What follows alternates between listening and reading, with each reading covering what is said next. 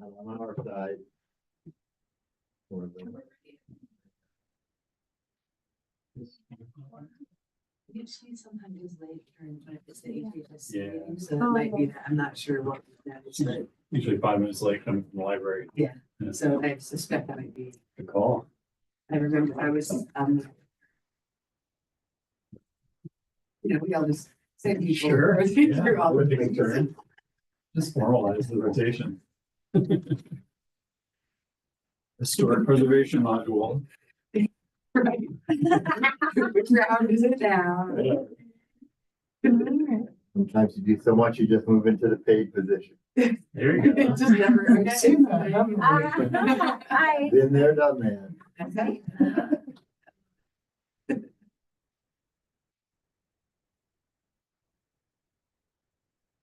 All right, so we're just gonna run this like a regular meeting. The workshop part. Yeah. Well, it's really, the Oh, agenda still there's the has. workshop. Okay, we're Actually, gonna there's start two that. agendas. Yeah. from- Mhm. Two agendas from the agenda center. Yep. Okay, the other one starts at 7:15. Mhm. This is the fancy slideshow. Okay, well, let's go ahead. The workshop. Are we gonna have staff kind of guide us through this part? Yes. Okay. Okay, here we go.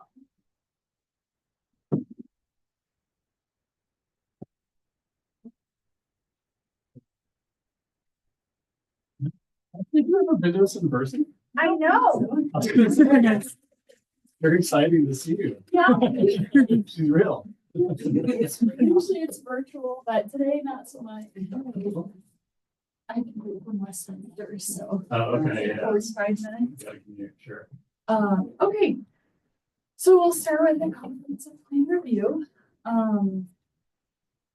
So I think you all know why we do the annual review, but I put it in there just so everyone can see. It's in the comprehensive plan. That there should be an annual review. It's not a static document. And that progress should be reviewed annually. Brief status report should be provided by boards and commissions in which we know what happens, but. So what are we looking at specifically? The pages 129 to 150 list goals, and it looks like this. And pretty much every single page, there's a lead, a partner to each strategy, and then there's in the blue, it's really hard to see, but there is a goal and then kind of steps to achieving that goal. Some of them have priorities, others don't. And then some don't have partners. It just really depends on the goal. So that's just kind of an example of what we're looking at. So what did we do this year? And this was, I don't know if this was the first year that it happened. Yes. Yeah, definitely the first year that I did it. So we sent notices to the staff liaisons to all the boards and commissions asking for feedback on the strategies. And at first this was really open-ended. And it kind of stayed open-ended, but we sent every single one that they were either listed as lead or partner. And so the first couple that we got back were kind of in different formats. And then anyone who didn't send it back kind of right away, we started sending out a format that I stole, I think, from the utilities. Yeah. And then we also forgot to set a due date, which kind of pushed the whole project back. And so each board and commission decided how to review their strategies and goals and provided the feedback they wanted. And because there wasn't a lot of specificity, we got a range of results. Excel sheets, Word documents, some kind of clumped their goals together. One only talked about the strategies where they were the lead. And so they didn't do anything with the partner. And then I took all of the feedback, recompiled it into an Excel sheet, which was sorted by, let's see if you can see on here. This says goal ED3. So I took, and you can see tourism, GSM. I took all of those different categories, created a different tab in a sheet. and then entered all the feedback. And we still need to gather some staff feedback. Some of these are worked on, I think, a lot internally, and whether or not boards and commissions hear kind of about what's going on. And then we are still waiting on feedback from 2 boards and commissions, but I think they're either meeting this week or next. So yeah, this is kind of what the spreadsheet looks like. You can see the tabs. Oh, you can kind of you can see the there you can hit the tabs on the bottom. The first couple are just stolen right from the comprehensive plan. You can see the strategy, lead, partner, and priority. And then that's the feedback in this instance from Parks and Rec and the EAB. And so that kind of goes back to all of the boards and commissions did things differently. Some recommended wording changes, some focus more on like, this is our top priority and here's what we've done. And like the EAB is recommending in the red, they want natural resources as a position in the town. So that was kind of feedback that they gave on that one. So this is kind of what it looks like. These are my recommended improvements, setting a clear due date, moving the evaluations to earlier in the year. And I think that was partially Victoria's recommendation, was if we can get everyone kind of thinking about it mid-year, it could help with the annual report and it could help kind of keep focus. And then standardizing the feedback. I know everyone likes to do things differently, but it makes things a little bit more challenging to recompile. And then a lot of the lead and the partner just says staff, which is really vague. Sometimes it actually calls out like town administrator's office or other staff, but it is pretty vague. And we also would probably need a standardized way for staff to put their input. I think for you all, Victoria had kind of put in some stuff. I think you're the only board that got that. So maybe, or commission. So maybe that could be something to think about as well. But I think part of this is also, you have any ideas? Or if you think something went wrong, and we can also, I can show you, this is what, I can show you a little bit more about what we have if you wanted to more review the feedback. So I wasn't quite sure if you wanted to review more of how this was done, or if you want to review and look at what the different boards and commissions do feedback for. Well, I think one of the things that might be good next year to kind of make clear to the boards and commissions is what the goal of the review is. Like if it's just maintenance, making sure that we don't have outdated strategies in place, or if we've completed them would make them outdated, or if there's something that we prioritize that's not reflected, then adding. But what we don't want it to be is become a wish list of like someone asking for a staff position that doesn't exist. That's not going to happen. But it's more of like, are the strategies still relevant that are in here? And I think that's one thing that even we kind of struggled with. What's the point of this review? We have not done one before. But it might also be in the way you set up the spreadsheet. It's like, some like the template might sort of ask for certain types of feedback and others.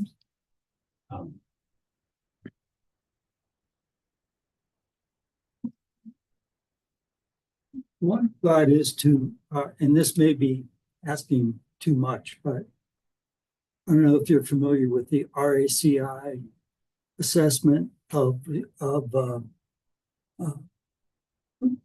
a given task, if you will, strategy, which is who's responsible, what authority do they have, or where's the authority come from, who needs to be communicated with, and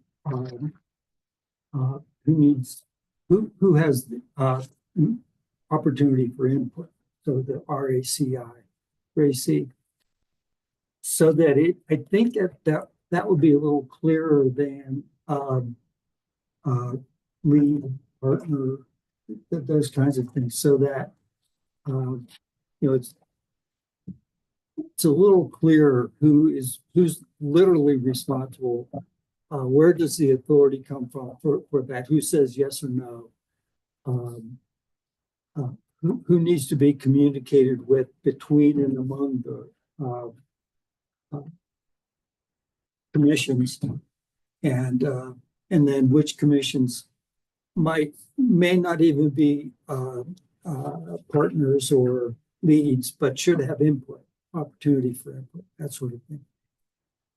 It's just a thought, and I don't think it would be practical to do it for this round, but going into next year, that may be something that could just sharpen the sort of the template for responding a little more. In other words, literally who's responsible for responding, and then what's the authority in terms of literally changing a strategy or an objective, and then who needs to be communicated with. Do you have the? You can Sorry. look up the RACI template online. You have all kinds of approaches to it. Do you happen to have the comp plan handy? Yeah. Page 14 is where it talks about plan monitoring updates. That was what I thought was important, Right. that page, just because in the beginning, we weren't even on the staff side, I think. Specifically, again, me stepping in from some other areas, what we were trying to do, which I do think is important.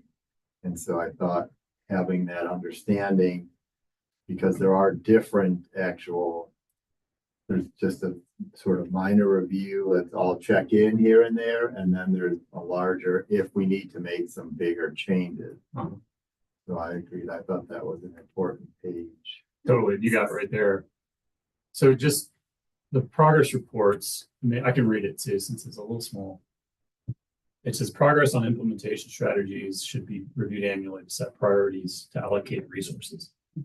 So, and then it goes on to say that a status report regarding near-term strategies should be provided by town departments and boards and commissions. So I almost think that by doing what we did, kind of embarking off like on this journey without like really limiting what the scope was, we might have understood the importance of that paragraph now, where it's basically saying, really, let's only look at near-term priorities so that we can spend our resources right in the town. It's like, I think maybe next year, I mean, you guys could maybe find a sweet spot in between what we did with like no guardrails versus saying, hey, only look at the ones that say near term on them. And maybe if some of them don't say near term and they need to say near term, let us know. Like that would kind of be the whole extent of the review. It might seem a little less resource intensive when we limit it to that. Now that's what the plan's asking us to do, just based on the authors, and this is probably copy pasted from some other town plan that this firm did. So like, this doesn't have to be the way we do it, but I do think that makes some sense. Yeah, I mean, if you look at that, it's a progress report on the strategies. It's not creating new strategies. And it's setting priorities to allocate them limited resources. That's it. It's not like we definitely got some folks got very in the weeds in terms of the feedback and the things that we were saying. And I think that is a really great way to guide us. And then later, consider an amendment when necessary from time to time. Okay, so if there's actually something that a board or commission becomes concerned about, it really needs to be added or changed. That can happen from time to time. Yeah, and there's a whole bullet point list underneath there of like the 5 criteria or whatever to like make an amendment. It's a cause no harm to Okay, adjacent so properties. yeah, Health, safety, and welfare of the town. Like, so yeah. Well, we have a good example of that when Colorado changes the law around ADUs, for instance. Right, then we have to do something. right, Change it. good call. Yeah. So I think, it's for staff, and I guess for you, Cassie, trying to synthesize all this stuff, your call, but it seems like if somebody made a suggestion that's not about a near-term priority and it's not an amendment to the plan, it can just be implemented in our kind of review here. But if it's something they're suggesting that would be an amendment to the plan, like I think the staff position or something, then it probably needs to be put in a bucket for further discussion or maybe ignored in the near term, like in the next few weeks, maybe not months or years. Yeah, that is a long list. There's more. There's a lot to read. Oh yeah. Well, and I think it's great that this is what people came up with. It's kind of like, oh yeah, these are what, we can, next time we can die. It was totally a wish list that In the I was middle. like, hey, here's all the stuff. I mean, not all of it, but there were. I do think from a staff perspective, there was some, even the understanding of what's in this group's or this commission's priority, right? When it first came out, like, okay, they're trying to get done, working through a lot of items. And then on the UEB side, they were like, wait, this isn't really our purview. So while that's not near-term based, it might be considered near-term based that, well, this isn't even ours. We need to move this over to the appropriate lead on it. So I do think the first round of a review might be slightly different Mhm. and hopefully then going forward. And I do think there's a lot to get buy-in. I think we know people aren't always as enthused about the long-term plans. Like, okay, we got it done. Let's get back to business. But making sure we can try to keep that buy-in because this is the long-term strategy or goal. And so how are you doing on those short-term items for the long-term effect? Yeah, I mean, like you said, reviewing them all helps every commission be up to date on what their responsibilities are. Or roles, I should say. But does that sort of suggest that there should be a step that does prioritization or reprioritization? I wondered if there need to be an initial review. Just, although that gets to be pretty far out, if we've already done the initial review, the next one's not gonna be till the next comp plan. But it does seem like you need to have some follow-up from the comp plan, just to try to go through some of the initial details and see if they're where we think they are a year later. Does it still seem to fit, or do we now say, oh, this should move over here, this should move over here, help to realign things to the proper areas, and then continue forward. So in the chapter 4, there's like 5 pages of just like setting up the implementation strategies. You don't happen to have the whole document, do you? For the comp plan, I can pull it up. If you don't mind, it's 132 of the document, but 124 of the comp plan.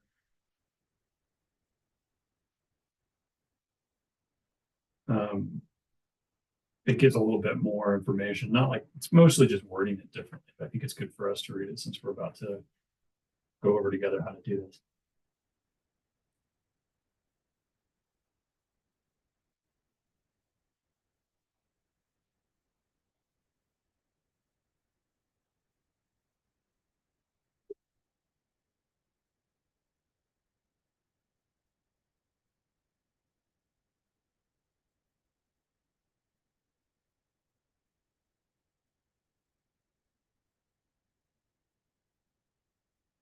When do we do a comp plan? In 10 years. 10? Yeah. Long time.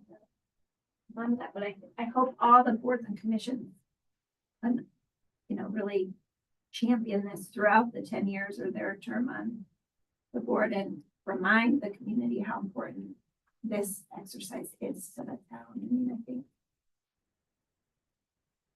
it seems like maybe some of our leadership amongst the town boards and commissions maybe just isn't as familiar with this as perhaps we ought to. So that, to your point, like buy-in, you gotta get people to weigh in to buy in more. Maybe we need more direction from staff or accountability to the boards and commissions. I'm about to say that I think based on this document, there's more accountability on board of trustees. Okay. So go up 2 pages to 123, which is that one paragraph. Yeah, those 2 paragraphs right there with the park next to it. All right, so the second paragraph just says, this chapter should be reviewed and updated on an annual basis to update the status of near-term strategies. So review and refine the anticipated timing of mid or long-term strategies or make adjustments as needed. So it does say you can keep an eye toward mid and long, not just focus on the near. But then 3 pages down, there's like a red tree on a bridge. It's called priority. There it is. They're organized by their anticipated level of priority. And I think the very last paragraph says only the near term and ongoing strategies will be populated in the column. There will need to be a yearly priority setting exercise by the Board of Trustees to set near term strategies that reflect their priorities, funding constraints, and other input. So in my mind, the only one allowed to change a column from anything to near term or ongoing would be the Board of Trustees, but we make that recommendation to them. So I guess part of like probably the main point of this whole thing, the main goal of this review is to make sure that near term and ongoing priorities are correct. And if something needs to be moved into the near term, we say, hey, Board of Trustees, this needs to be moved into the near term. And that sort of implies that you're going to come up with funding to support it if it needs funding, or resources if it needs resources. And I think that's kind of the point. Yeah. Well, because you want to get stuff done. I was gonna say a different S word, but. So, thank you. No, that's really. Yeah. Well, I don't know what, like how the town plans on using this. I think in funny ways, this kind of gets seen as like, oh, this is a PCDC document. I mean, even though the town uses it in all their ways. But like, I think this is meant to kind of be it's meant to provide leverage for the Board of Trustees to not just pivot and adjust to everything that pops up and seems urgent, but instead to say, no, we have these priorities that we review annually. And this one thing may seem really important, but we need to put our resources toward these things because they, anyway, you get the idea. Yep. Now, whether or not they use it that way, I don't know. No one can really, Holly's not here, so she can't speak to it, but. But I do think they tried, but have used it, but I think maybe that's the focus is especially when the board doing their, let's say, yearly priority setting, that comes out of review of They this. start with this. Yeah. And if there's other things that need to be put in there, then they can do it, but they should start here. And the VCDC does have responsibility, if you will, for the comp plan. We're stewards, right? The thing that, and it's a little bit of an issue even during the development of the comp plan, was that it's an awful lot. There's so much. There's so many strategies, so many plans, so many, and it may, to me, prioritization may almost be, what are the 6 real ones? Yeah. For each commission, if you will. And that's a combination of both the short, what's short term and high priority. And then what's long term, but also high priority. There are other things in here that are sort of nice to have. They're long term, but low. They're not. Nobody pays attention to them, and then they come up again in the next comp plan. But what are the things that we really need to get done, and really focus on those, so that even the review of it is a little more active. You don't have to kind of scratch your head. No, have we done anything about that? Some boards and commissions stated their priorities in their goals. They'd say like high priority for this year or like grounding goal. Some didn't, some more said what they worked on, but that's something that we could. Well, that might be, we might use that commission's approach as kind of a start of a template for next year's effort. Yeah, however would be helpful to get this to either you or the boards. So whatever feedback is missing. Was the goal of today's workshop to review all the boards and commissions information to try to package something to the Board of Trustees in the next step? Or was there another step or two in between sending it off to the board? We don't, well, we should hopefully have all of the boards seen. So we don't have it all. You could Okay, good. definitely start. But I don't know what the intent was exactly. If it was just to kind of figure out the how of getting this to the next level, or how in the future you want it to be received by you to get to the next level. I think it was to review the boards and commission to try to see what we could get packaged from that review. But at the same time, it was also understanding of exactly what we're talking about, the idea of what are we actually trying to do here? Yeah. Just so that going forward, it's clear what we want to do.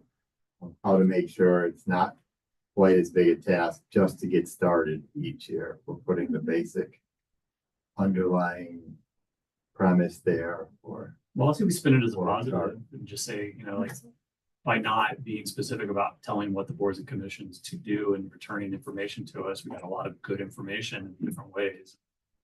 It seemed like there's a template now going forward next year for what kinds of specific information we should ask for to make it a better process, right?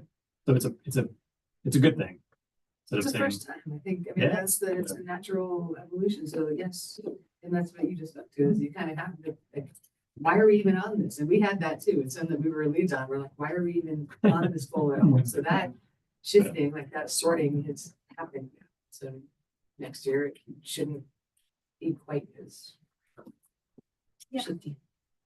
well, can I? Maybe if I'm talking too much, we just shut it down. Okay. Yeah. Do you have a sense then of having reviewed all of them, Cassidy? Like, are there big missing chunks in here, like priorities that need to be added that we don't have? And assuming that, you're given some levity to kind of interpret the asks and the wants and the information that you got, like, is this thing, I guess what I'm trying to ask, is this in bad shape or are we mostly fine and there's a few tweaks? I mean, the priorities, since there are so many, covered almost any topic I feel like we could want to cover. That's surprising. I've looked less at what's missing and just more at the different feedback. And I think some boards even kind of just reviewing their goals, maybe realize that they had goals assigned to them. So that was just interesting. And I mean, looking at all the comments, some say like, we'll refer to the lead, and then the lead will say, I don't think this should be assigned to me. Yeah, Hot potato. yeah, a little bit of like maybe some confusion, I think. And then, yeah, there definitely some gaps. Well, But- that's a good feedback moment too, if I can interrupt. Like, if a commission says we're not the lead on this, then maybe that's an indication that when the board of trustees establishes a near-term priority from something on this list, it reviews the lead and the partner groups to make sure that that feels right to Victoria and whoever's on the board and mayor at the time. So that seems like a good review of that. So if they're saying WUI code is a priority, which they have said, right? Then finding that in here and looking at, first of all, is it a near-term strategy? Yes, it is, great. And then who's the lead on it? Oh, it's PCDC, is that right? And then if they don't know, I guess that's just part of the review on their end. So getting them to use the document instead of just having everyone else update it. Not that they'll like that idea necessarily. It's not all of them. Yes. So there's one priority or actually possibly even a set of priorities that, while probably implicit in the comp plan, is not as explicit as it might be, and that's compliance. And then, thinking specifically of the compliance with the most recent state laws related to housing and ADUs and the rules that are associated with the state's attempt to address affordable. Since those became law after the comp plan was passed, and so the compliance as a general term is going to adjust somewhat given the changes at the state level and the federal level. Somehow I think that we may need to read that back in. And that's particularly, I mean, it was clear in the ADU, the language modifications that the attorney set forward. That, I mean, almost all of the adjustments there were purely compliance related, and it was a high priority, but we don't think it's implicit, but not quite as explicit as it could be in comp plan. That could be a suggestion to the board of trustees to sort of have a some at least an overarching explicit priority to comply, particularly when compliance gives you a reward, like the housing. And then there are other compliance issues where you want to comply, but you want to comply only to the extent that is beneficial to the community.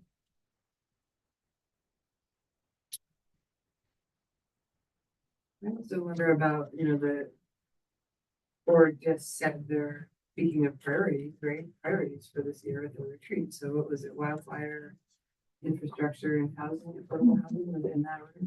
So do we align these priorities with those priorities? And that's an easy way to kind of look through it and say, which one of these are wildfire mitigation? Okay, the board has already said those are high priority. Those all become high priority. Which ones are infrastructure? Which ones are housing?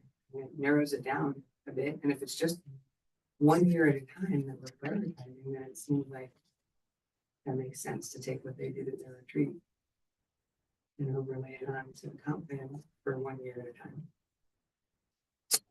Yeah, I did have a question about the sequencing of this. So it's by statute that we have to do this by. Is that right? By the end of. The reviews March, itself, is it? again, don't memorize all of it, but I did look through it, just understanding with the planning commission and its big focus from state statute on the actual comp plan. But I think the individual reviews, it's not specified that you have to do certain time frame for certain things. I think it's then taking your individual comp plan and following what it says. And again, even making potential adjustments to that, but hoping that when that was created, that was done in. I think for Commissioner Evers, putting out some of the specifics out there, I thought was really good to be able to show, see, here's the pages in the document, and it does outline it pretty well. Again, the trustees, I feel, did look at this, and some of them do really look at it. Again, some don't think it's just a document on the side, but trying to say, hey, this is what was accepted as the 10-year plan for the town. They would have to find it, and that their goals do come out of this. And so that then spreads down to the commission. To that point, next year, would it be helpful that this exercise of this, kind of report from the board and commissions board happens before their retreat? Mhm. And then they Yeah. read it before their retreat. Yeah, I mean, I think maybe to your first recommendation, that's about a due date.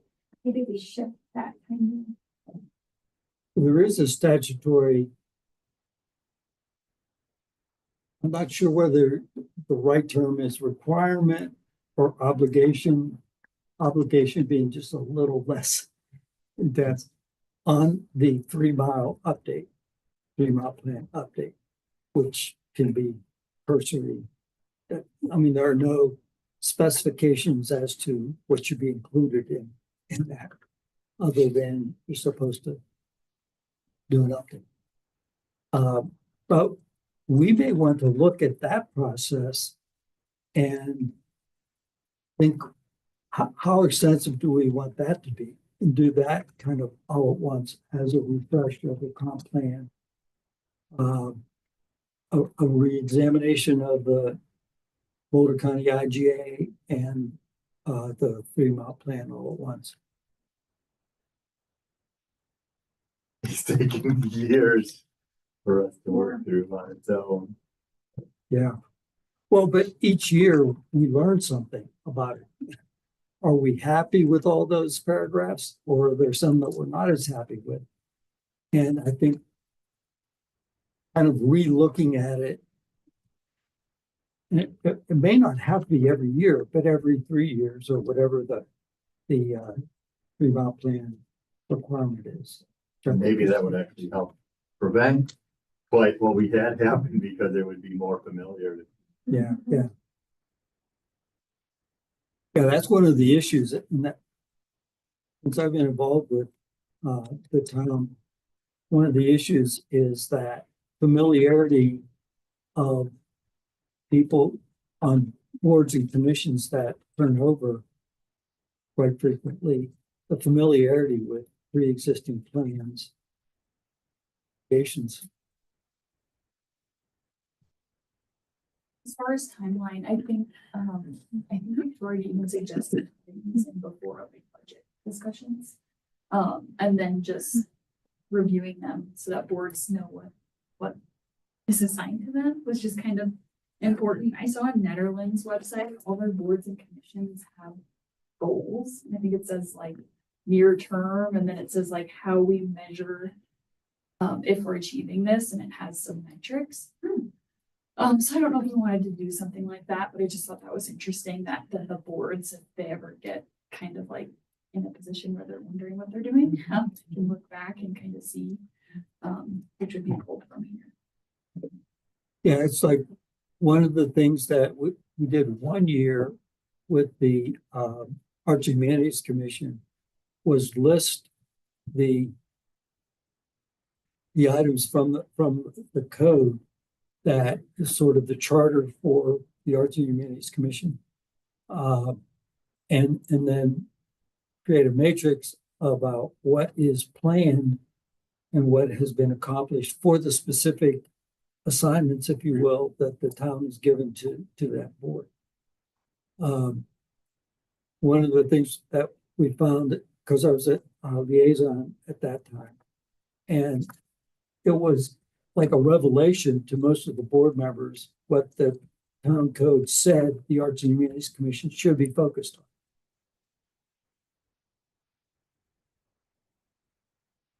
Maybe the people on the boards also to drive the direction of what their focus is, and yes, right or wrong, or but yeah, and that's also a little bit reflected in some of the volunteer management.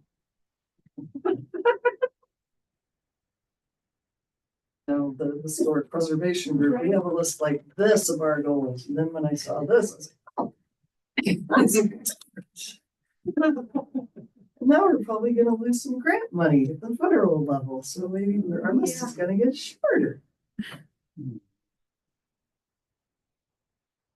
From your reviews of what others put in, did you want to give other recommendations for the So what board? I mean, I are think we we have like- some. With my mouth off. Are we gonna go through the other boards and recommendations and like we're approving or vetoing it? I didn't think it was approving or vetoing it, but I think it was, again, giving the recommendations of moving forward.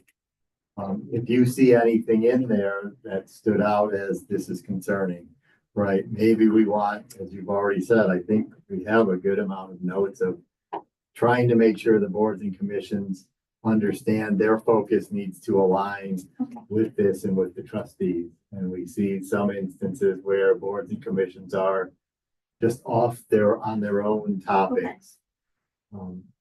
Right, because each individual has their lead, and I don't know that you're gonna review and say what they did on their lead, but trying to understand if there's anything overarching in the comp plan and the way it's been set up that should be adjusted.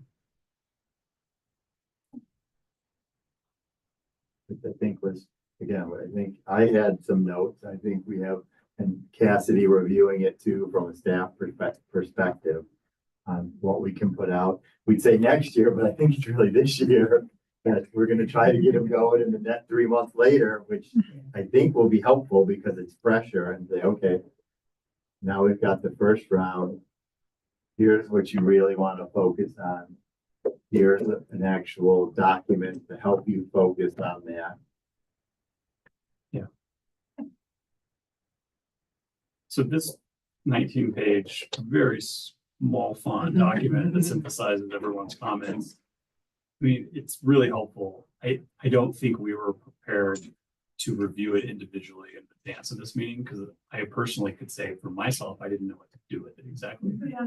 So I think maybe this meeting is just us agreeing on what to do with it and then we provide feedback. Yeah, I don't know if I'm assuming I can share, I have an Excel sheet that's probably gonna be easier to like zoom in on and I don't know the rules. I think I can share it, but people can't edit it. Again, at the meeting, anything, it's Ah. fine. It's just the idea really of, you can't have people going to a document and making some changes. And then someone else comes in and comments on those changes. And so, because that becomes a meeting without a scheduled meeting. Right. Could we schedule an ongoing and perpetuity meeting consisting on this document and share most it? Would you be like- I don't think Attorney Gittman would allow it. But again, it would be that if everyone individually puts together their comments and then brings them to the meeting, that's what you're hoping to try to get. At least having some understanding, trying to also organize a board Yeah. in And my time. yeah, and I can share this because like on this one, you can see at the top, we have PRC and EAB, but that changes for every tab. So on your sheet, Yeah, the top Yeah, will be yeah. changing, Yeah. which will be a little bit funny. Like this one is just HPC. And then, yeah. and so- that's a dumb question, but that's because that's the lead and the partner.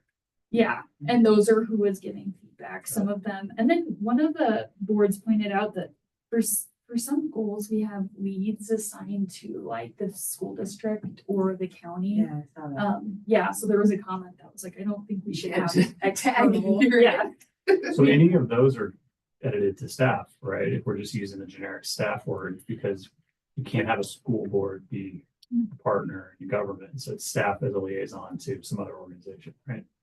I guess so. I think that would be a good way to do it. Otherwise, I don't know how you capture it. Mhm. Just put Victoria's name in there. Victoria Simonson. No, but I think the intent of these strategies is to have outside organizations, and that would have absolutely be some sort of referral thing for staff. We wouldn't want Neil doing it.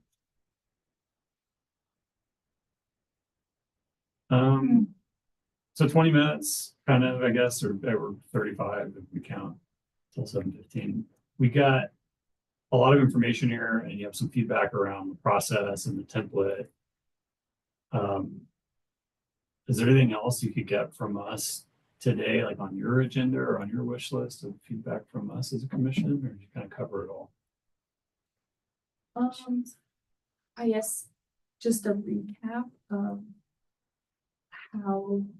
what information is most crucial, like, the sheet, I think we shared it all with you, but Yeah, the sheet we shared to each board had just the goal, this, and then I think it said comments, priorities. There was just one column for them to fill in. Is there a best way that you want us to break down exactly? Do you want priority to be numbered or included? so it's almost like, yeah. So you have your lead partners priority, that's what's in the comp plan. And then whatever else we have for buckets of collecting feedback is something that could be edited next time around. Yeah. Almost like you would have a column that says proposed change in priority, Mhm. and then comments related to proposed change in priority. Yeah, I guess That's it. we didn't require Other, them to comment on partner and lead. And so the EBC, we only have lead and we're missing partner. So I don't know if they reviewed the goals that were assigned, but do we want them to make a comment on every line item if they can? I think the SFC, there were a couple that had like 40 goals was the max, but I almost feel like these remind me of these documents we fill out sometimes for permitting in Boulder. It's like you can't leave something blank, so you have to say no change. So I almost wonder if it's like, no change or something. So at least every line is addressed. That would be one way of doing it, but that's kind of draconian, I guess, to have to write no change in every column or every cell. Copy and paste is easy enough. That's true. It just shows that they look like attended to it in some way. So Uh-huh. checking Because those they reviewed it. Yeah, they reviewed it. Review But no these change. are the near-term and midterm priorities. And we're Really? not gonna touch the other thing. Well, honestly, there are only near term. All we have, we don't have midterm or long term. doesn't In the exist. directions in the plan that we looked at, say midterm, did I misspeak? They have that, but they're not used in the document. Oh, Everything's a priority. right. No, but What's their the point plan? was only the near term one would be changed if the town board of trustees directed the resources to make it become a near term priority. So basically, you're asking the review to be review these strategies. If it's a near term or ongoing, make sure it still should be a near term or ongoing based on what your commission is doing. And if there are others that need to be considered for near term, propose and why. Some condition has changed to make the feasibility of it. Or in like this year, having things in the order that we had them, we have the Yeah. board's stated priorities, which I agree with. Next year we flip it and then their stated priorities are informed by our feedback, but this year, maybe that's part of our review again, is wildfire mitigation. Are some of those not near term? It should be. I don't know.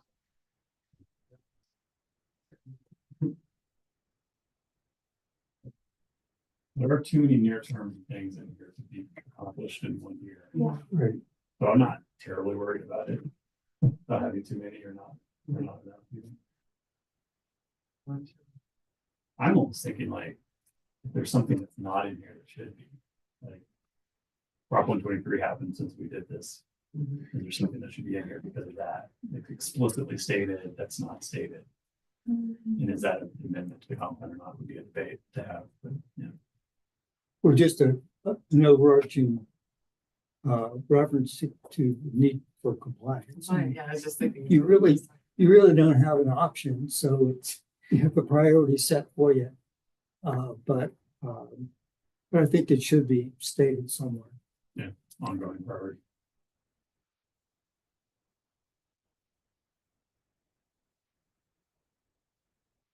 Yeah, but generally how you did it was fine. Maybe there's just a cover letter that goes to all of the staff liaisons to pass on the board commissions that just reminds them that we're really reviewing strategies, current priority of ongoing or near term.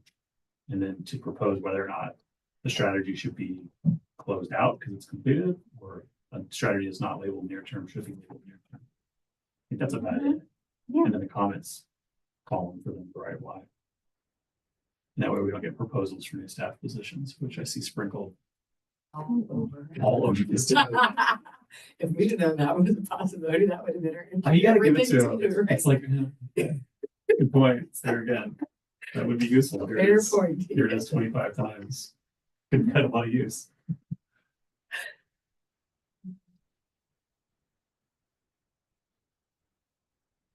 And I do wonder about changing of the structure, though, where does that come in? If it's not a priority of a particular board, is that staff just reviewing what was proposed and then, think, okay, maybe this does need to change? Or is it the PCDC? It's staff, but we just go over it in a PCDC meeting. A I staff- thought so, but. Yes, that's absolutely what it should Take be. it away. We're giving it back to you. Yeah, I agree. I think staff is in the best position by far to know what has or has not happened. Yeah. And, but I think the review by the boards and commissions, is a good thing. Both for the education and additional perspectives. In other words, viewing things from another angle.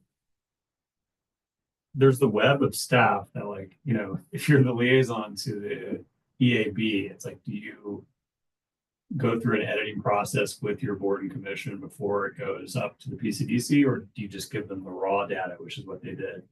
And then it's now Cassidy's job or Aaron's job to do the editing at the next level of synthesizing all the information. I don't know. Like, it's probably more of a Victoria question than it should be for us, but that's one level of, like, you know, if all the raw data just comes up to the PCDC, whoever the staff person is who's doing the recommendations for PCDC now has a ton of work on their shoulders.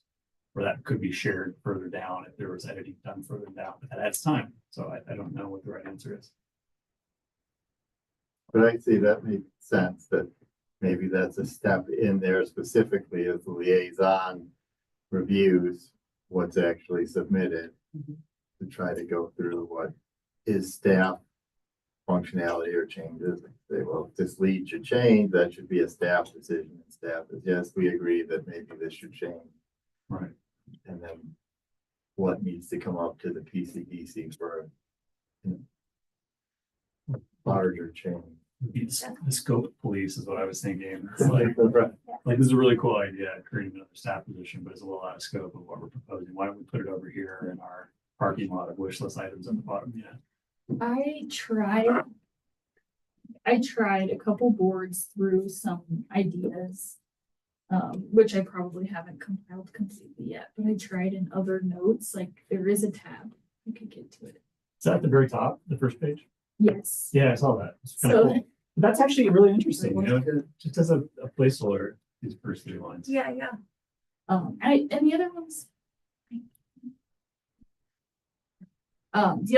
The other boards might have had some that I just didn't have time to compile.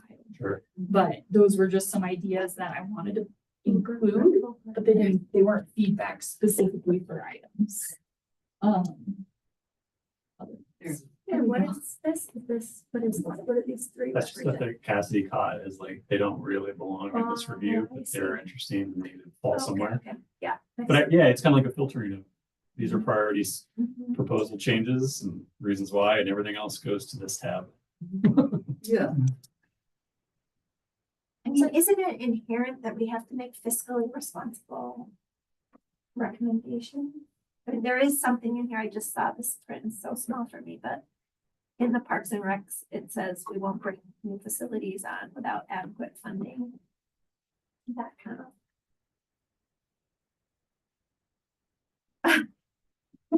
I need so much. But, it just seems kind of inherent. Well, there's some comments that aren't actionable. They're not proposals of any changes. They're sort of Yeah. just comments. Yeah. They're interesting, but I think someone has to decide if they're actionable, and that's a staff person making a recommendation to the PCTC that things go on or don't go on. So I think Yeah. whoever's reviewing it, you know, I wouldn't want to do this, so I don't want you guys to have to do it either, but somebody does. Yeah. It's like, does this paragraph actually apply to the priority setting of this strategy? And it's like, it's interesting, but it doesn't have a home on the comp plan. so we, in industry, we call them SMART goals, and they have to be reasonable and achievable. And specific, Sure, yeah. Immeasurable. measurable, yeah, all of that good stuff. And we use these kind of spreadsheets while we're tracking all of these things. And it works well, because if you review it more than once a year, it helps you remember what you did accomplish, so that you can do those communications. Take credit for the good stuff. I'd like to get to a point where you can, it's just like filtering, but I'd like to be able to filter so that if you were on the SOC, you could filter and pull all your goals up to the top for each tab. So it'd be a little easier to use, but yeah, there's a lot of feedback and I did put it on unfiltered. I didn't pull any feedback out. So some of it might, be the greatest, but you can see how they did different boards did it. SOC had like percentage progress. Actually, that was- And then they assigned numbers to priority and relevance. The one thing that's interesting about that is you take something out of near term and make it ongoing, maybe, would that be the action for that term? Like if they're like, hey, we made progress, it's no longer a near term goal, it's an ongoing goal. I think. Yeah.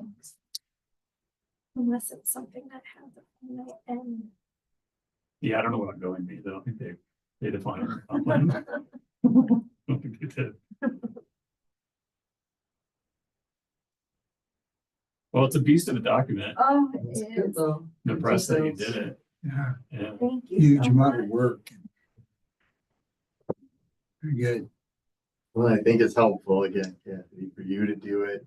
And then it is more maybe me as one who is interacting with the board, that there does have to be, as we've talked about, more interaction. So again, we got here, we're like, okay, get us this information. We're just gonna pass it on up, but it should come through. Each of the liaisons needs to then go back, work with the board on what do you think is the priorities out of all of your information. Let's get something together. What do you see needs to change? What's moved from not just the near term, if you've accomplished it, great, but it's like you said, ongoing. Which ones, hopefully there's not too much else after this first round that gets left in the wrong board. But things might change. They feel we've done our part on this and we really need a new lead on this now after accomplishing our part of it.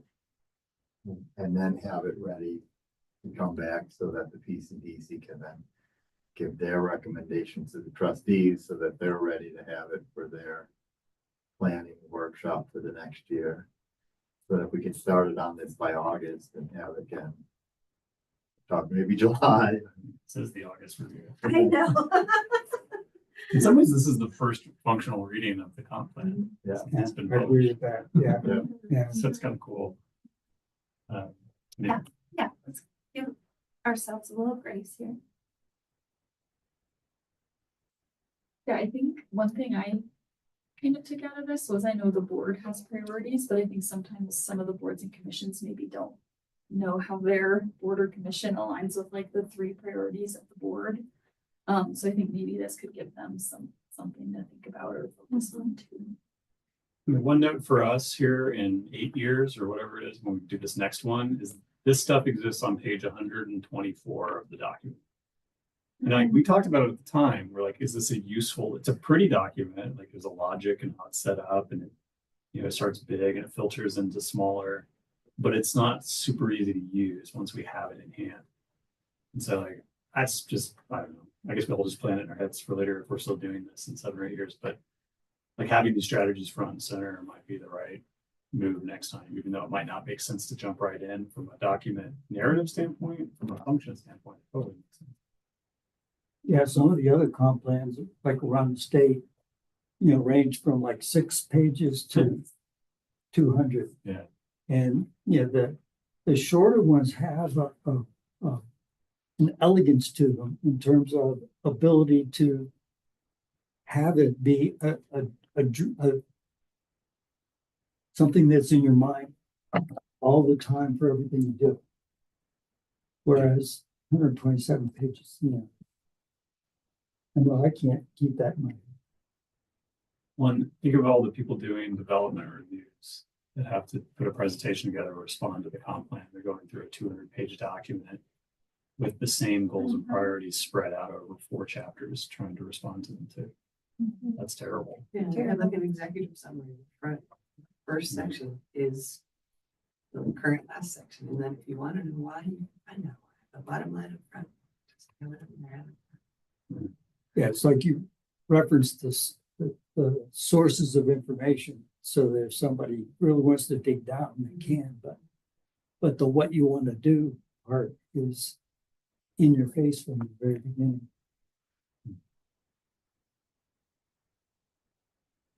All right, well, we got that figured out. Yeah, I wondered why they made an hour and a half when I saw, I was like, really? Why? I know. Doing this for an hour and a half. Who decided that? It's because we So usually have. it's not ready till 7:30, so. Right, yeah, we had to do something. Well, I think Victoria Victoria wanted us to get through that list, but I don't think we're ready to do it yet. No, I think it would take a lot of time to get through all the comments and then comparing the now that they're side by side, and it's easier to compare, but. So But even then, I don't see that you're needing to give comment on every comment. no, It's if reading it and seeing an overarching concern or structural change that maybe needs to be there.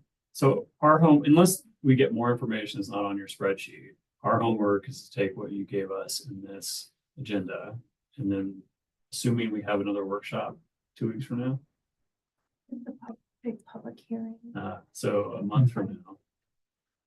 So 4 weeks from now, or 5 weeks, whenever our next meeting Mhm. lands on the second Tuesday of the month, or second Monday of the month, we need to review the document you sent and decide if there's any priorities that need to change. Either be removed because they're completed or change because the priority is wrong the way it's set. And decide if there's anything that's missing that was mentioned in those comments. And whether or not we review it carefully, I don't know if it matters because I think it's a staff recommendation, and we will probably follow staff's recommendation, but that would be our job, is to kind of like sift through the stuff that's important to us or speaks to us as volunteers, look for some of that information that we might be better at interpreting. That seem fair? I mean, it does. I'd make it easier and say, given the structural changes that we think need to be there. Again, pulling up what that review was, when I looked at it, it was really just wanting everyone to review. You guys have reviewed your goals, right? That was the last meeting, was trying to go through your own portion of the comp plan. And you felt you did that to fit in with what was here already. I think there's some of the strategies are written in a way that are probably incorrect. So yeah, it's if you wanted to, so that is almost getting into more of the next round of what needs to be done on it. But maybe that is important, again, just because it's the first time and some of the changes that need to be there. While staff will go try to say, okay, these leads need to change. You as the PCDC are gonna take in what we saw in some of the strategies here we think should be adjusted because of that. Otherwise, it doesn't need to be every year where you're doing this large review. There's not always gonna be changes in strategy. You would hope it's going in 2 or 3 years, just with updates on it. Because it doesn't say the PCDC in that page, that first page that we looked at, that you had in there. It would really only the PCDC if there were strategic changes or underlying structural changes that needed to happen, that you would then give those recommendations. Otherwise, I saw it in there to some extent, mention staff, so I can see us trying to go back with that. And I think we do have some of the structural changes and some of the ideas, like you said, to try to keep it moving so that boards and commissions can keep their priorities straight from year to year. So in a month, our next step as a commission will be an updated staff report and recommendation on any changes that need to come out of the synthesizing of everything. Is that right, or did I misinterpret that? I think that could be acceptable to take that responsibility on. Yes, so I think we should go through, based on what was there. I mean, we can ask until we're blue in the face for you guys to do stuff, so you can, Right. you can talk with Victoria and if it makes sense, and the board wants you spending your time on it, great. If not, then, you know, we do it. Yeah, we definitely need, there's a lot of staff gaps, like just missing in comments, so I think that could be filled in. And then 2 more boards, so I think even if you went through this right now, there'd be some gaps. But I'm hoping they'll be filled soon. We could apply public shaming if you would like for us to name the commissions. And to some extent, it is your recommendations versus just asking. This is right what we think should be done. And so if you're gonna ask me, I'm gonna try to push it back. But Okay. we're good. Unless you have other questions, or you have other questions. What was it? We have a large break. Unless we can get started, the first thing though is the public hearing. I think it's at 7:15 on the agenda. I think Yeah. So we got 10 minutes, 12 minutes. We never have breaks. I don't know if we even know what to do with ourselves. We have a break in this commission. Stare at each other. The board, they'll get up, go to the bathroom. Oh, we can get up and go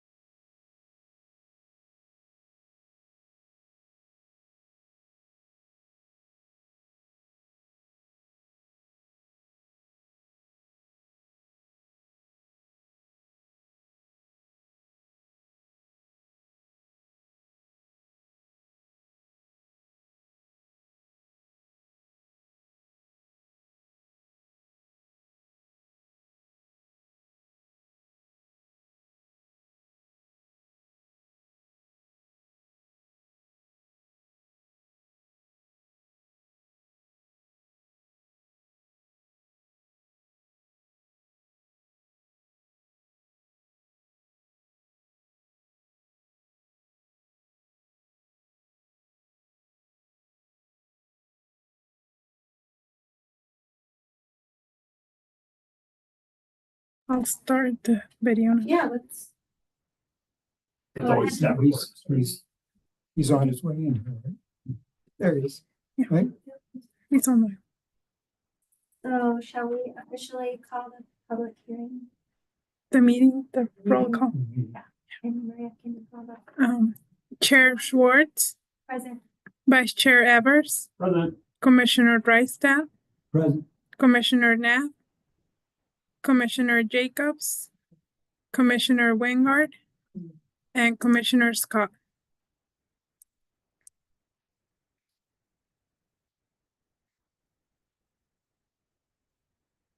All right, we have the February 10th.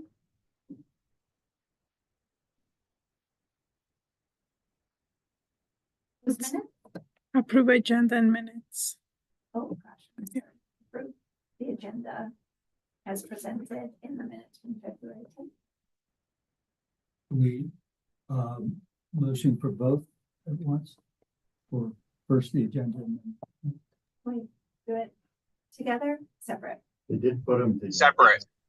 We thought it was usually separate, but it is together on the Okay. agenda. I move we Start approve with the the agenda. agenda. Is there a second? You got to do them separate. Sorry, I'm still driving back to my house, but yeah, you got to do them separately. It's one at a time. Any discussion? All right, let's go ahead and put your vote in. That says unanimously, thank you. We have an agenda, folks. Now, is there a motion to approve February 10th? Move to approve the minutes for February.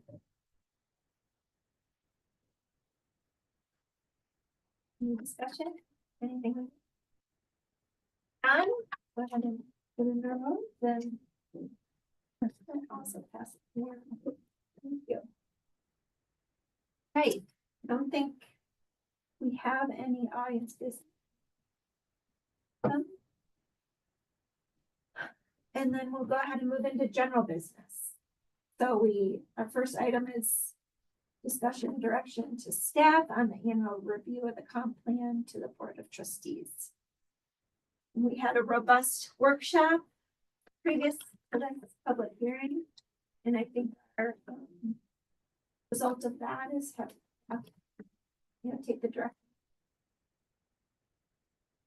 We'll probably get back to that in about a month. So thank you again for that work. Anything else on that item? Yeah.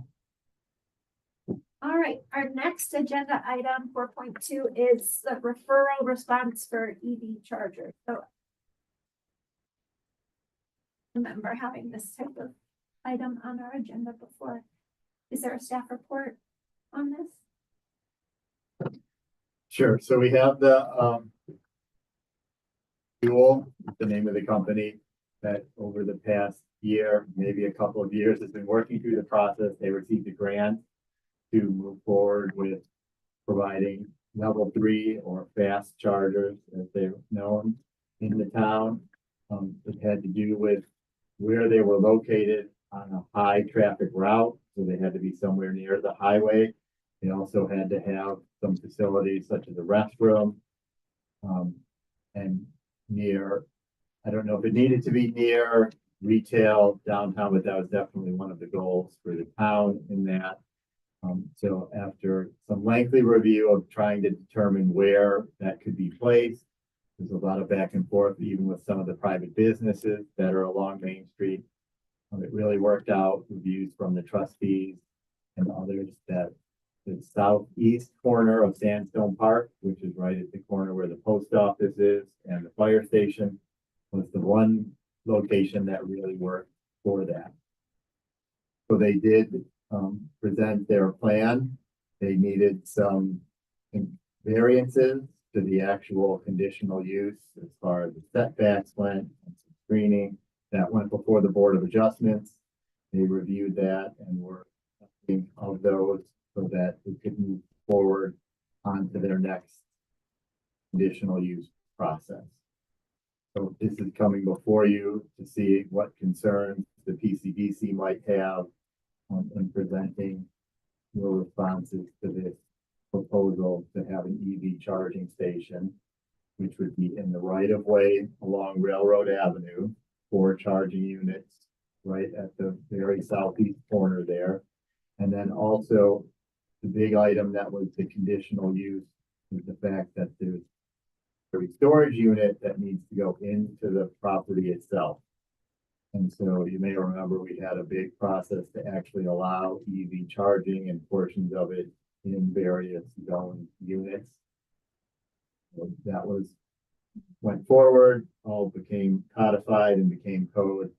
But now they need to go through the conditional use process just to make sure there is some review of it before it's just allowed in any of the zoning areas. Doesn't look like on the agenda that there was much more than just the request provided. If there are some specific questions, we'll do that. I have the plan right in front of me, but pull it out. Thoughts on Commissioner Drexler? My first question would be, what happens to the existing charging stations? So that was originally set to be removed. There was some discussion of if that could become a golf cart battery charging station. They're not the same. You can't use the one that's there for that. Golf carts are usually just an outlet from there. So part of their plan was the removal of that facility. And there's some discussion then if developed to have outlets or something for golf cart charging station. Concern might be are taking away more parking. The current one has 2 parking stalls. This one would be 4 parking stalls. So that adding 2 more in for golf cars specifically would have 6 parking stalls. So there might be some concern trying to keep that area for golf cart charging specifically.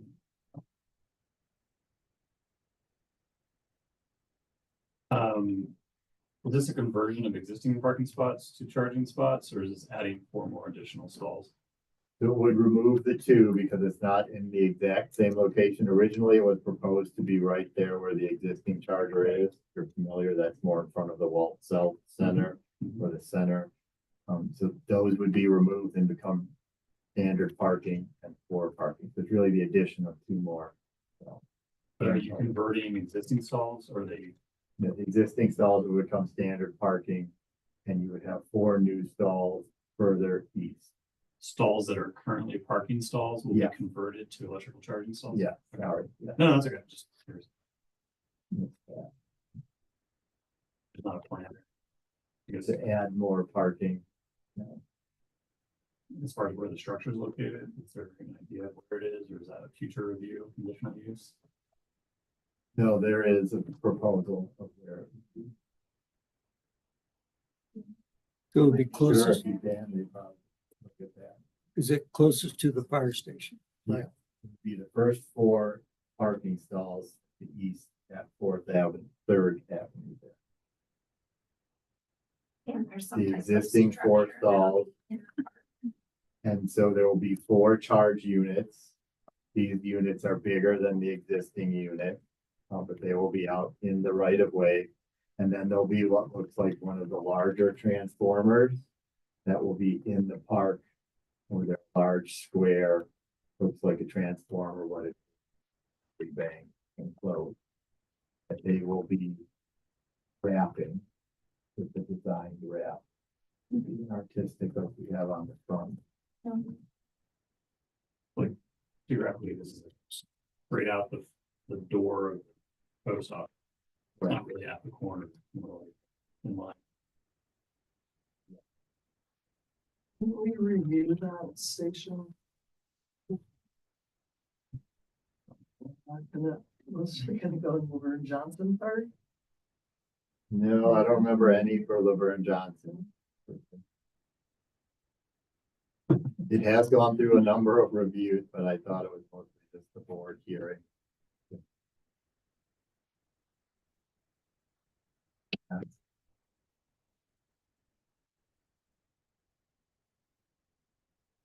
So our check marks are, we have reviewed the proposal and have no conflicts.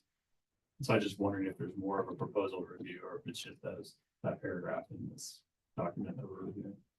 So I guess what is the proposal? Right, yeah. Maria. I think you're the host. Well, there could. There is a- Considerations would be technical. We don't really have the expertise for technical input. And then, use of land use would be our specific, area of focus.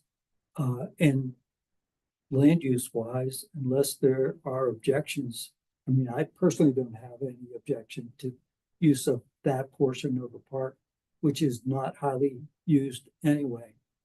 And I'm not sure, if there are any legal issues.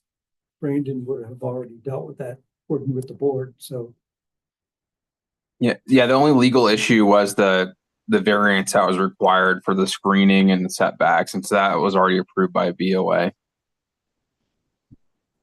So, Picture. well, I don't know if this takes a motion or not, but I would move that,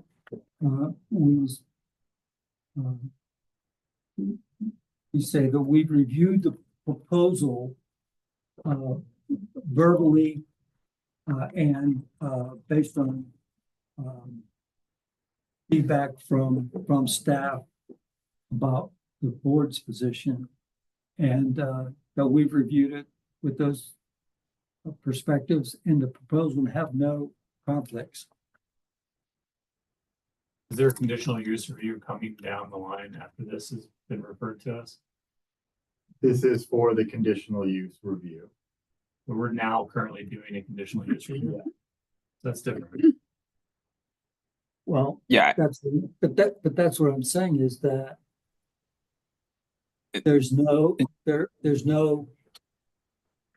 to prevent, since there's already precedent for it, having charging stations at that park. So there's precedent, and unless there's some reason that someone could identify at this point for not doing it, from a land use perspective, there's nothing else planned for that space at this point in time. And so I think we can be, unless our legal counsel says differently, that we should be enabled to make a motion to express that we have no conflicts at this time.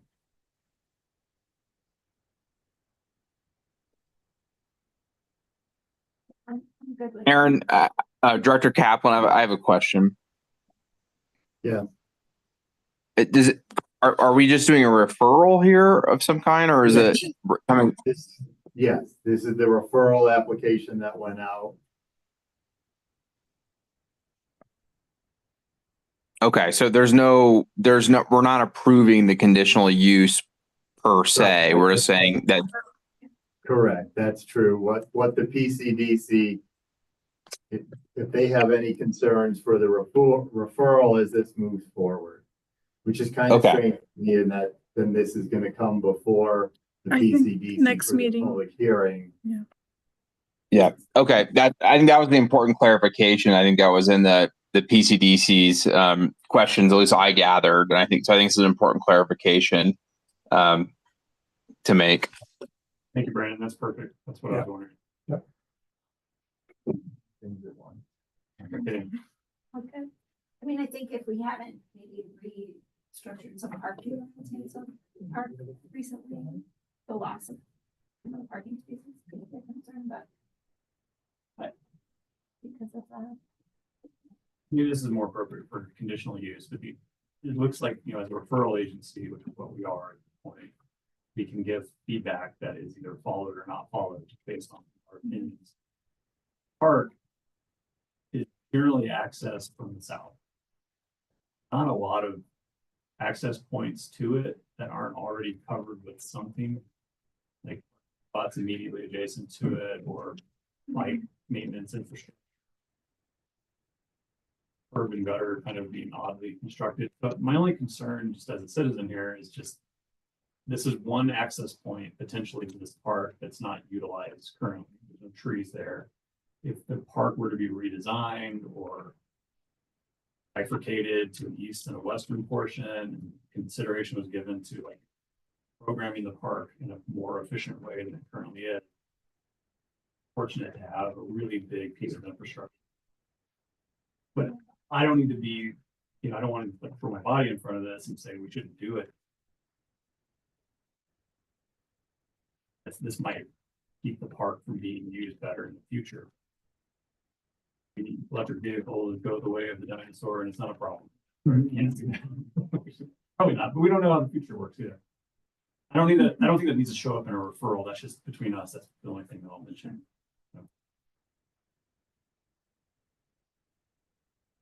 All right, so, So there's a motion on Brandon, the is floor, this, which we either dispose of or Yeah. move forward with. no, thank you for the motion. I just wasn't clear that we were doing.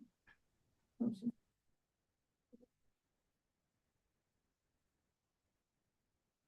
Further discussion? Start putting the discussion of order. Okay. Let's go ahead and take a vote on. Oh. It passes unanimously. Thank you. Okay. What's next? Our resolution related to the ADU. So. Give a staff report on this. Is that you, Brandon?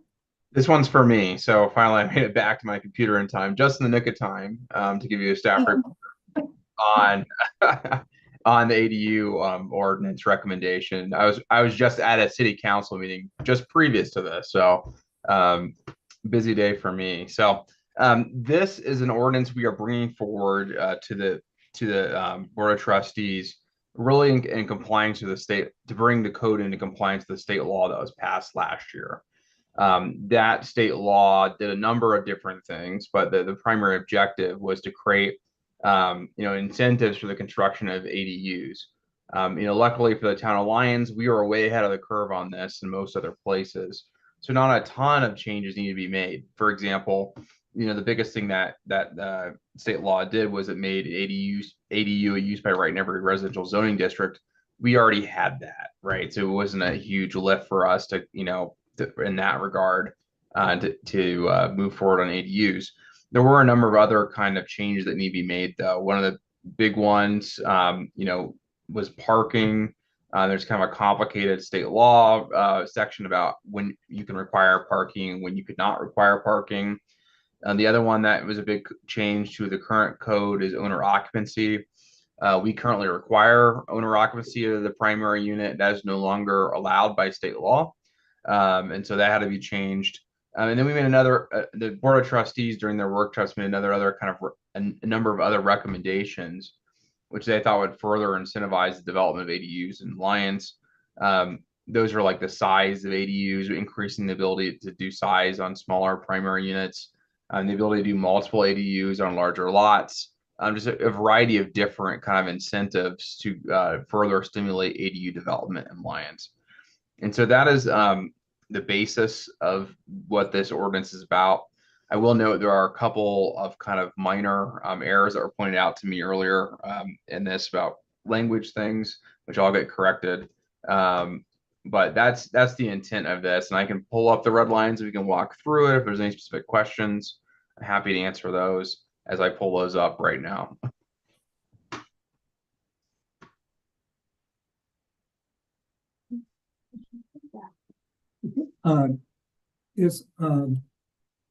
Counselor, I have a question about Can you make me a host? going back to the original issue about why we wanted there to be somebody occupying the primary residence.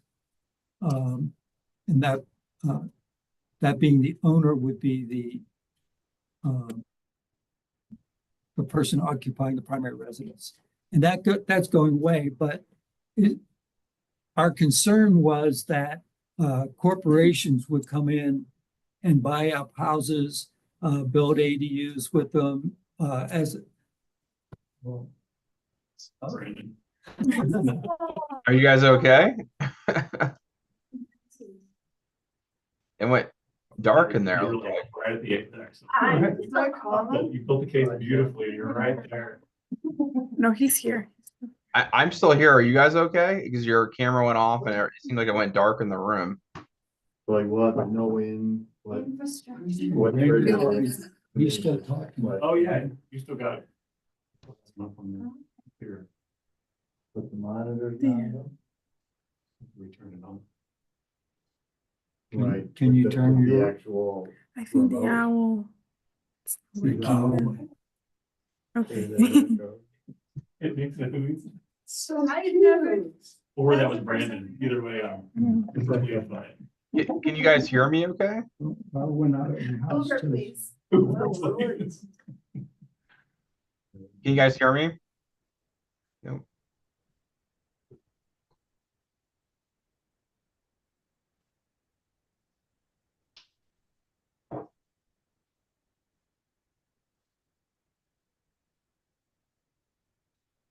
Yeah, just for our house too. We're over by the high school.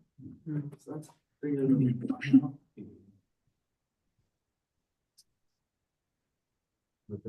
I don't check. Well, Okay. I actually had a question. Yes. Can you guys hear me now? Yes. Okay. I don't know what happened on your end. It looked like the room went dark and you guys disappeared. It did. did, and we did. Okay. Teleported. Everything okay, Director Kaplan? Any line outages or anything? So let me finish my thought and then maybe you can respond to it. Is there any other way we could try to address that corporate buyout kind of situation?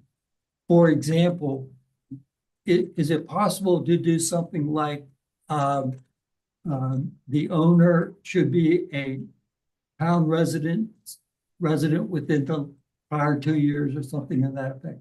Yeah, the only thing that we're permitted to do under state law is to require the owner that the primary residence be owner occupied at the time of initial application for an ADU.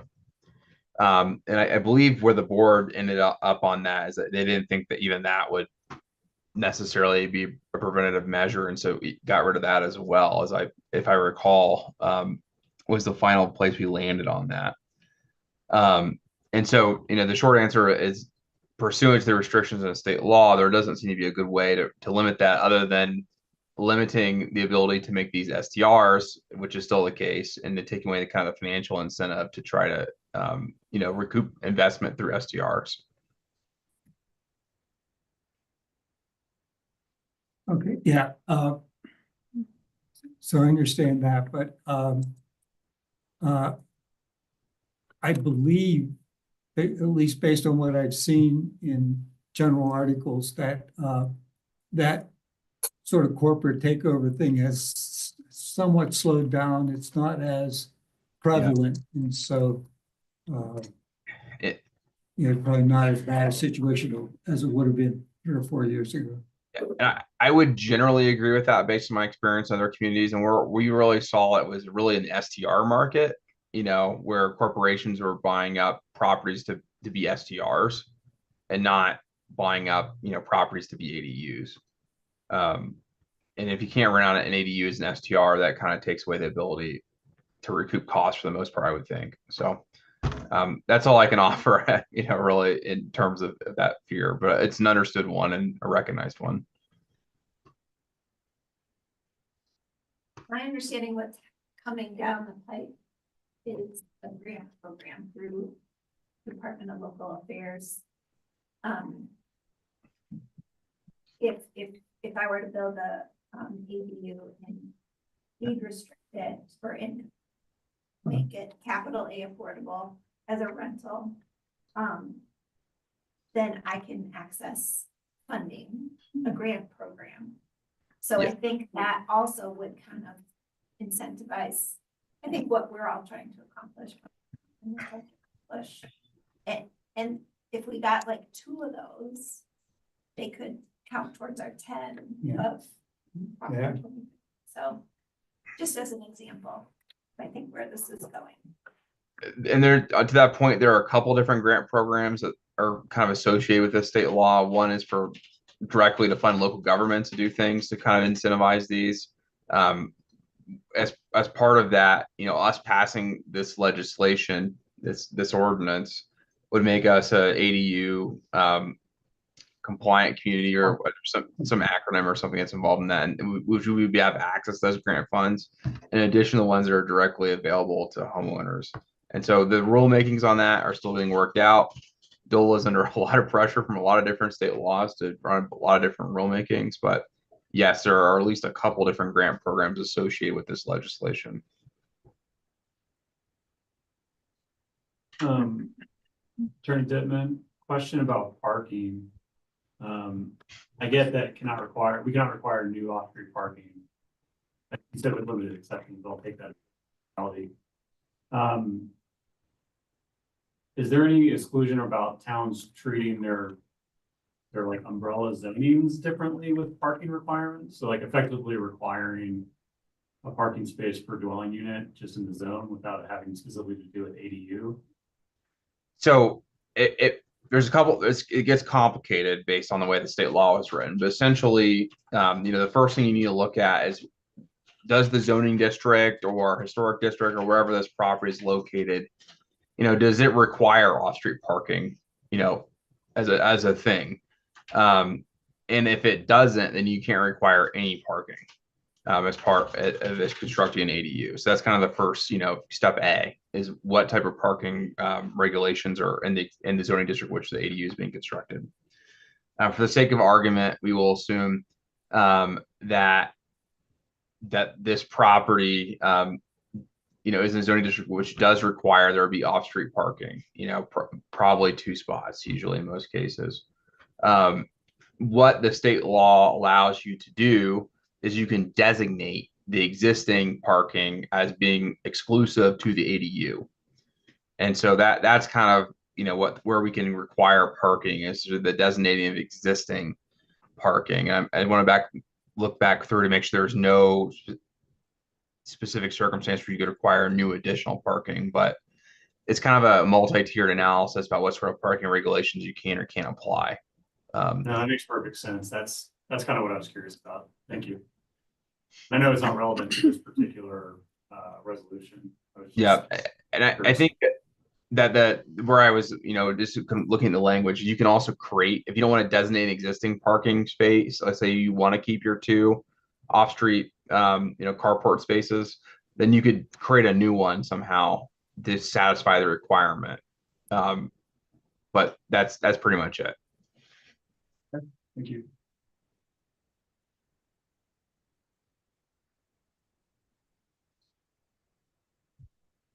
So the to me, the summary is there's not much we can do about the requirements from the state.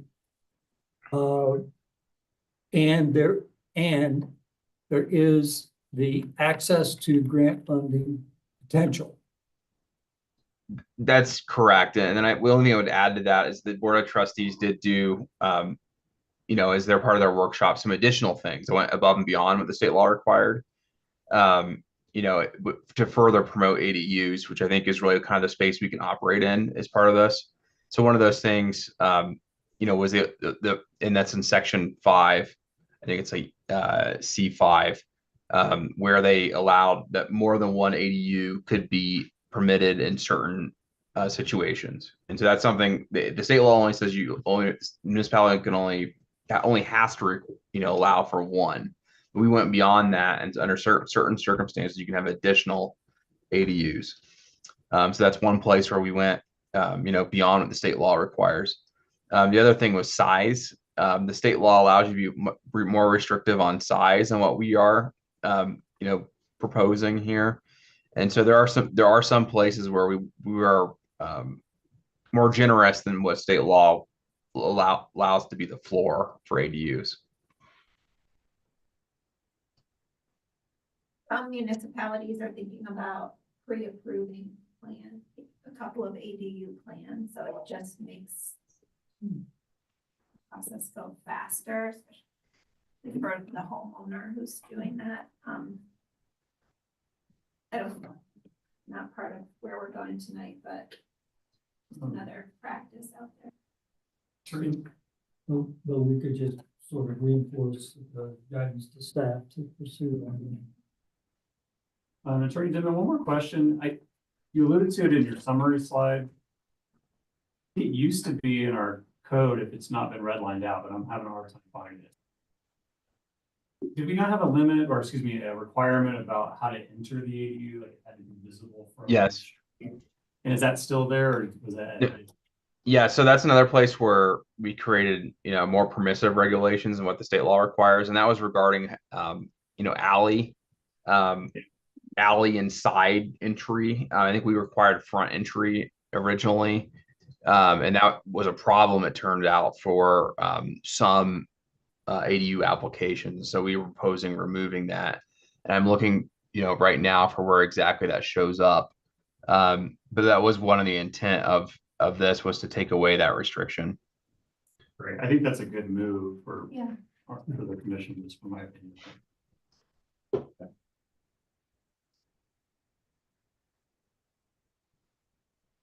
And then there was something in the old code about the design standard for it, maybe some exterior appearance. Yeah, and so just to go back really quickly to the alley loading, so that's in subsection C 3E. That was deleted, which originally so that's a piece right there. Okay, so that whole part was removed, so now it's up to the design Correct. presented for how it's accessed, and pretty much as long as it's in a public right of way, it'll be accepted. Yeah, the board of trustees talked for a little bit about whether we wanted to create some sort of, more permissive but still restricted, and they decided it was better just to, let the design dictate where that entrance is. Okay. Fine. And then the other one was some kind of like design or architectural compatibility. Is that making that up? Yeah, that still exists. And so it's in section C3 as well. It's in part A. And so if there's design or building standards for that zoning district, they must comply with those. And I think there's a general piece about compatibility as well. I'm trying to find that as we speak. The definitions, number 5, it's under tiny home. Number 5 is exterior appearance, single family. Okay. It looks like that still remains. Yeah, and so under the administrative review criteria, which is subpart D, is that detached ADU shall demonstrate architectural compatibility with a principal dwelling unit, or the principal dwelling, excuse me. And so that's where you get, for most units, the compatibility standards. Okay, thank you. I mean, so we can make a recommendation still going forward to the board of trustees. In definition of tiny home, number 5, exterior appearance, the last sentence says tiny home shall not have fiberglass or aluminum siding or aluminum roofing materials, which seems like it's trying to make it not look like a mobile home. I'm trying to interpret that, but it does seem to be limiting the architectural compatibility of a house. Certainly not all aluminum is crappy. But maybe when we get into a motion, we could debate whether or not that's something we recommend taking out. But I guess for a question for you, Brandon, was that discussed at all, or was that just kind of left out of the board of trustees discussion? That was not discussed because it was existing language. And so that did not come during our discussion before the workshop before the board of trustees. Okay, thank you. Motion. Yeah, are we finished with clarifying? All right. Is there a motion to approve resolution 2025-02 of the PCDC to adopt the ordinance amending chapter 16, article 10 of Planning Code to amend use? I will motion that resolution 2025 dated by the chair.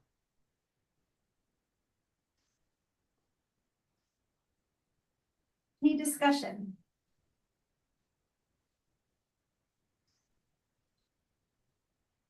we did a review of this not that long ago as part of a subcommittee task force, and it was pretty in-depth, and we covered most of these things that were kind of bothers to us, and a lot of them were addressed. Yeah. Board trustees did all the work that we were arguing about whether we should be doing, which is great.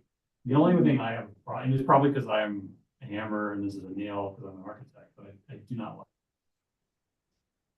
materials and the definition of what a tiny home is. That feels overreaching to me. I wonder too about restrictions that relate to affordability. Well, Too, if there's a pleasant way to do it with less affordable building material. I don't want to overly restrict someone's ability to if they meet value the, engineer.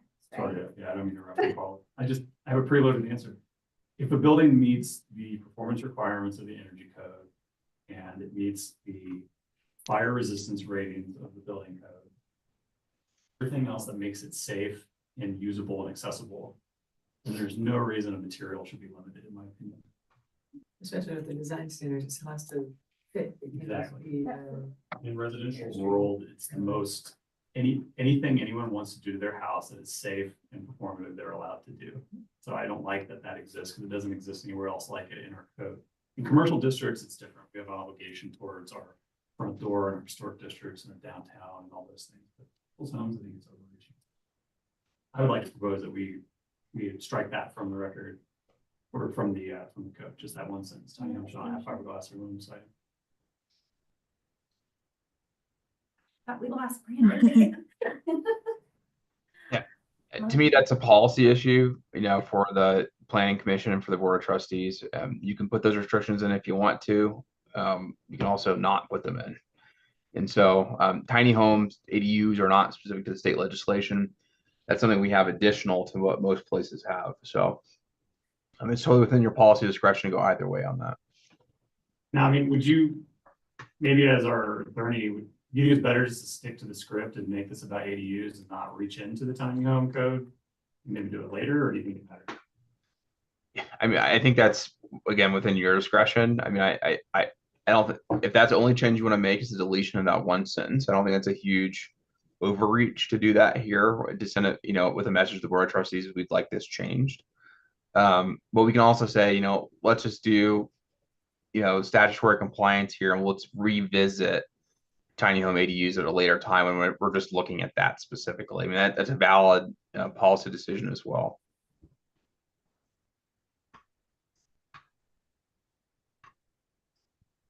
I'm comfortable moving forward with the recommendation. So do we make Why that would- as an amendment Yeah, or direction to staff?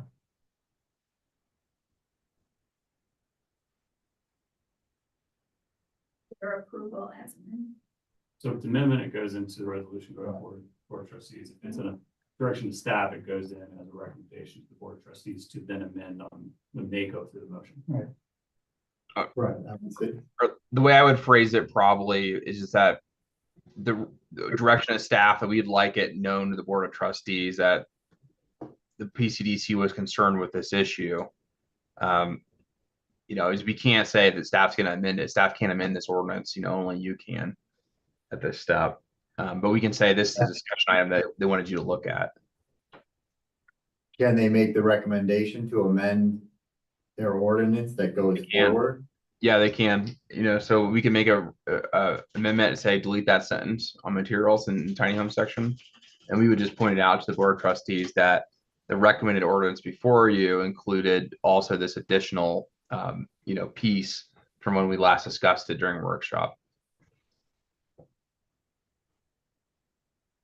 I think after this concluding this discussion, there's a motion on the table to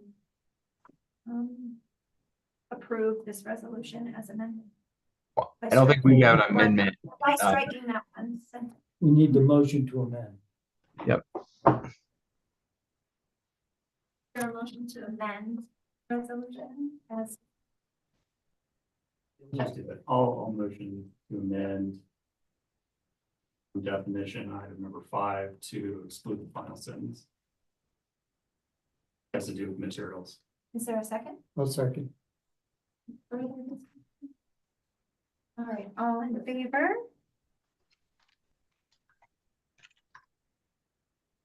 Now the amendment live for the original. So you're voting for the amendment now, and then we'll vote on the resolution as amended if it passes. For discussion. It passed. It just passed, yeah. Yeah, Okay. I was like, confusing me now.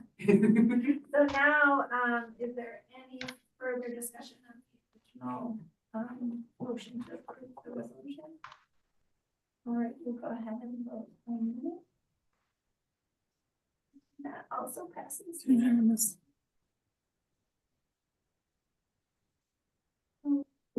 Thank you. Everyone's thoughtfulness. I think we're now finished with that agenda item and we move into staff report. Finish with that, yes, I do have that, but.